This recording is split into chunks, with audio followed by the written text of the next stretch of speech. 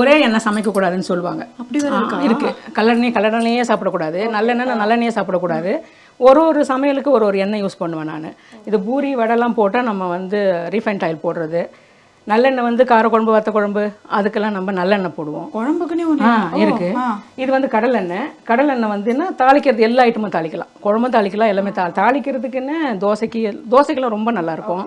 இது வந்து palm oil, இது வந்து தேங்காய் எண்ணெய்.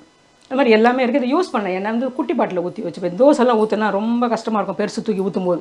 இப்போ இந்த குட்டி வச்சா சீக்கிரம் தோசைக்கு ஊற்றிடலாம். அதனால் சின்ன பாட்டில் வச்சுருக்கு. அவ்வளோதான். எண்ணெயிலே இத்தனை வேற நம்ம என்னன்னா ஒரு எண்ணெயை போட்டு 10 சமையலை முடிச்சுட்டு போகிறோம். இதுவே வந்து இது ஒன்றுத்துக்கு ஒன்று போட்டோம்னா நல்லா டேஸ்ட் கொடுக்கும். மண் சட்டி வந்து எந்த இப்போ கடைக்கு போகிறோம் ரோட்டில் வச்சுருப்பாங்க, அந்த மாதிரி எங்கே மண் சட்டி பார்த்தாலும் எனக்கு மண் சட்டி பிடிக்கும்.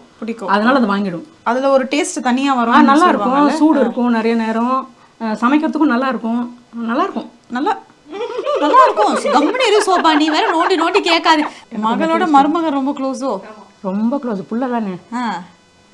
என்ன வேணா அவனை தான் பிடிக்கும். நான் கேட்டா கூட செய்ய மாட்டாங்க. அவன் கேட்டா என்ன ஆன்ட்டி 2 தானே அப்படின்னா இதோ இருப்பான்னு என் தம்பி அனுப்பி போய் என்னென்ன பிடிக்குமோ வாங்கிட்டு வந்து நின்று 1 மணி நேரம் நல்லா சாப்பிட்றவங்களே எனக்கு ரொம்ப பிடிக்கும் உண்மையிலே. இப்போ நீங்கள் நல்லா சாப்பிட்டீங்கன்னு வச்சுக்கோங்க, போட்டுக்கிட்டே இருப்பேன், நீங்கள் சாப்பிட்டுட்டே இருக்கணும், செய்ய சொன்னால் செய்து கொடுப்பேன். ஆனால் அதுதாம்மா வந்தேன். மண் சட்டி வந்து எந்த இப்போ கடைக்கு போகிறோம் ரோட்டில் வச்சுருப்பாங்க, அந்த மாதிரி எங்கே மண் சட்டி பார்த்தாலும் எனக்கு மண் சட்டி பிடிக்கும். அதனால அதை வாங்கிடும். அதில் ஒரு டேஸ்ட் தனியாக வரும். நல்லா இருக்கும், சூடு இருக்கும், நிறைய நேரம் சமைக்கிறதுக்கும் நல்லா இருக்கும். கம்பெனி இரு சோபா, நீ வேற நோண்டி கேட்காது. மகளோட மருமகன் ரொம்ப க்ளோஸோ? ரொம்ப க்ளோஸ். புள்ள தானே.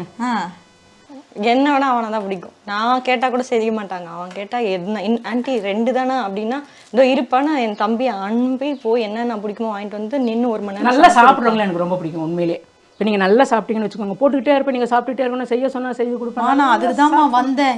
மேலே ரூம் எல்லாம் க்ளீன் பண்ணுறது எங்கள் பையன் பார்த்துப்பான், கீழே ஃபுல்லாக நான் பார்த்துப்பேன். இவங்கெல்லாம் வந்தாங்கன்னா ஹெல்ப் நல்லா பண்ணுவாங்க. துடைக்கிறது, ஒட்டரை அடிக்கிறது எல்லாமே செஞ்சு கொடுப்பாங்க. இருக்க வரைக்கும் ஃபுல் இப்போதான் இந்த மாதிரி ட்ரெஸ் பண்ணியிருக்காங்க நினைக்கிறீங்களா? இதே மாதிரி பேண்ட் ஷர்ட் போட்டு எல்லா வேலையும் பார்ப்பாங்க. சூப்பர். அப்படியா? நான் நினச்சா அவங்க ரொம்ப அப்படி ஸ்டைலாக அப்படிதான். அப்படிலாம் கிடையாது. அப்படிலாம் இல்லை. இந்த மாதிரி ஒரு பேண்ட் ஷர்ட் போட்டு தலையை தூக்கி கொண்டையை போட்டு எல்லா கிளீனிங் வேலையும் பார்த்துருவாங்க. சௌமி இல்ல சௌபி. ஆமா, அது நிறைய பேருக்கு ரொம்ப கன்ஃபியூஸ். சௌபி ஃபுல் நேம் சொல்லுங்க. என் பேர் சௌபரண்யா. சௌபரண்யா என்ன அர்த்தம்? கர்நாடகால சௌபர்ணிகான்னு ஒரு நதி இருக்கு.